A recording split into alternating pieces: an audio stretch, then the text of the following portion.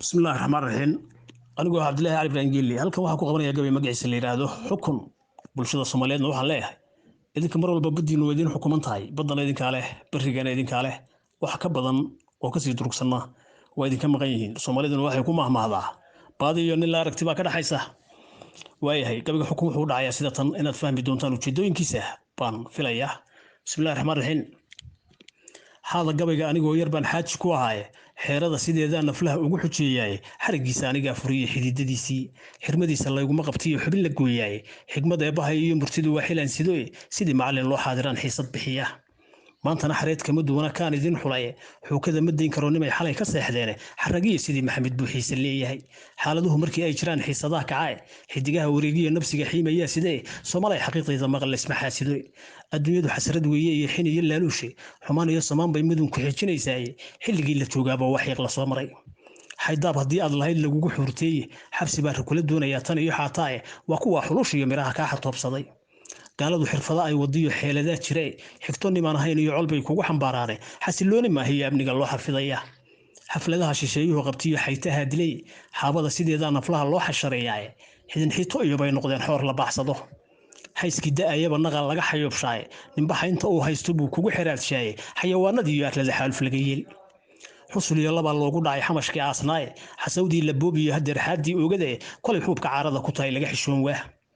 macdanta la xaqdaa sidii digadii xaynooshe sidii timir xabaltaal ayaa la iska xaabsaday xarfadii kalluunkiina waa loo xagaasaday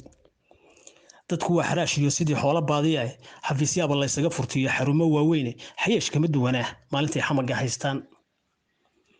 xabaysta la kala iibsadii qayb xameetiya sidii lacag xamaal oo kala loo xawilayay xaafada la waayaa jiriyo xayn walaalaha xulufada galbeed iyo aday bari ku xaabaane xisbi waliba wuxuu doonayaa inuu ku xoogaaye maantana xarbiga Kenya xaal ku maraya xisaabaha badweyntiyo markii xeeb la falanqeeyay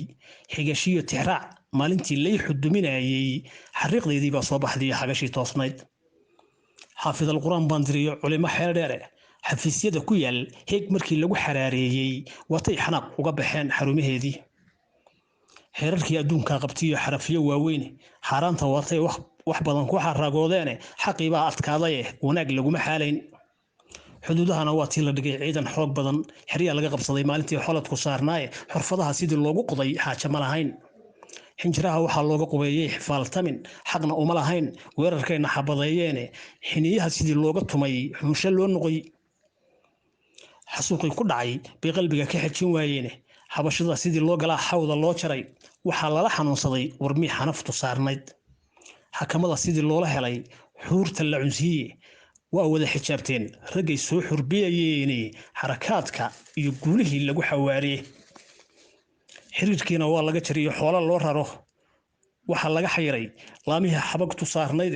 horaa loo xanaansheeyay kufrigu xoday ma goosteen